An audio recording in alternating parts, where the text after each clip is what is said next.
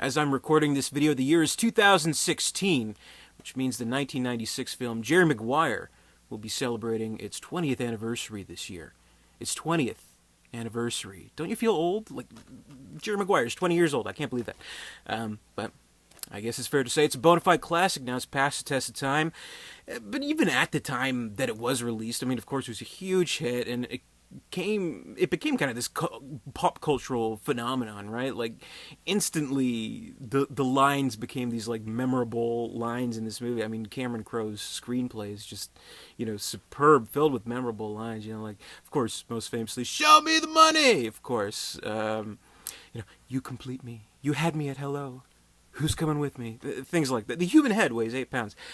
Such memorable lines in the movie, and I'll say that, I mean, this is definitely a feel-good kind of movie. It's a romantic comedy, but it gets a little bit deeper and more profound than that, and kind of investigates things about life. Kind of in very introspective kind of character in Jerry Maguire, who you wouldn't normally expect, like being the character. He's a sports agent, so you wouldn't normally expect that character to be like that. We always have this idea in our head of these types of people, like sports agents, like lawyers, like stockbrokers, whatever, chumps in suits who are always kind of, as Jerry Maguire kind of points out, not in the full picture. Like we see, he's talking about, when the famous sports star gets his picture taken for the paper, I'm the guy who's always cut out, like on the side of the screen, so that's him.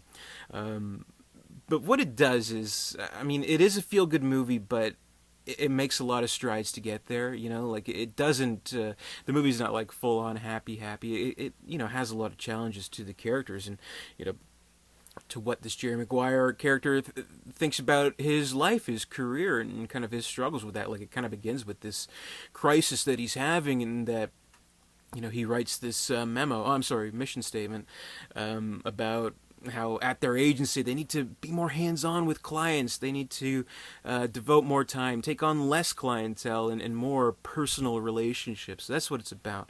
That's what life is about, personal relationships. So he begins his, journey through, he thinks he's done the right thing, but everyone's kind of talking behind his back. It's like, I give him a week or so, then of course he gets fired, and he's trying to build from the ground up again. He only takes one client with him, and that's Cuba Gooding Jr.'s character, and he takes a fellow employee with him, Renee Zellweger, and they begin the relationship. And so that's kind of the main challenges to the movie, where one is a relationship with his client, and two, his relationship with Renee Zellweger, who, like, she becomes his wife. They get married, but there's some real, like, serious shit that they deal with. Like, did I marry you just because you believe in me, because you're faithful, or we're just really good friends? Is that why I decided? Because I don't want you to leave, and marrying you would do that. Would keep you here. Because some people, they do confuse a very good friendship for love, and certain types of faithfulness for love. So it's the both of them kind of trying to figure that out, and I think they do it in a fair way, and in a way that it does get the emotional hits that it aims for.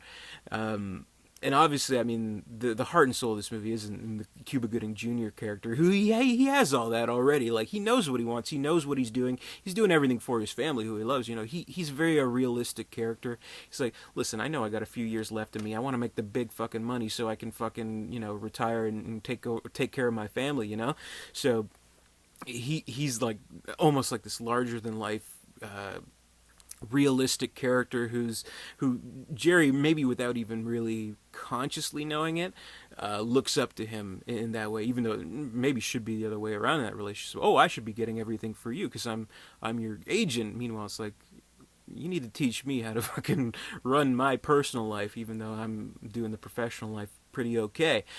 So there's a great relationship there between the two of them. Of course, Cuba Gooding Jr. won an Oscar for this, which is kind of cool. Like, it is a really good performance.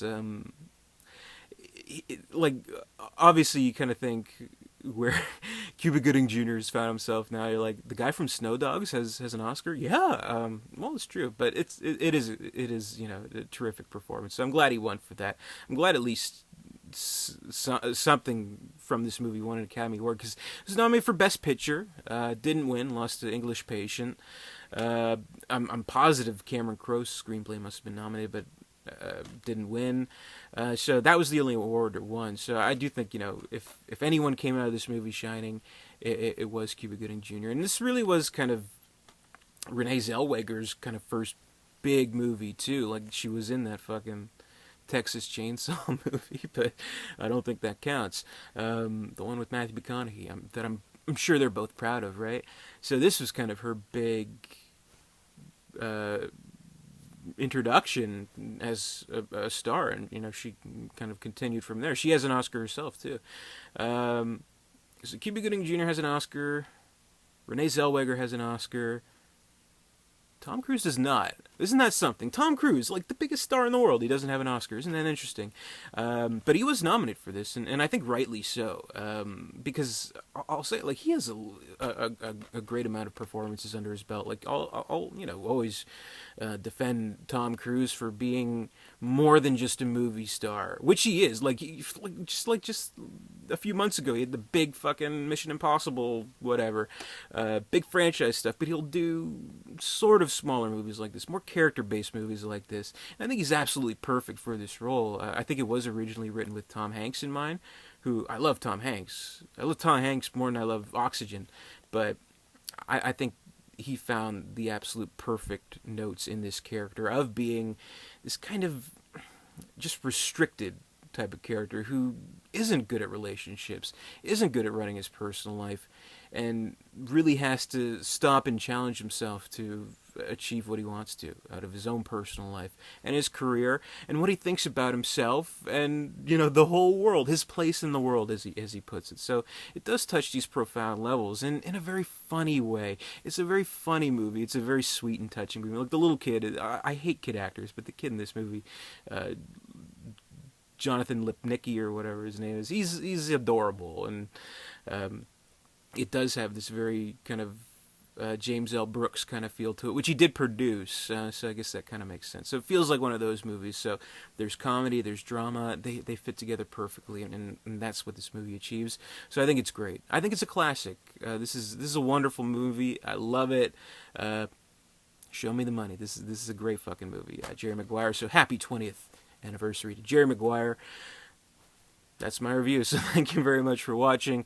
Be sure to comment, rate, subscribe, all that good stuff. Visit Derek237.com, and until next time, I'll see you later.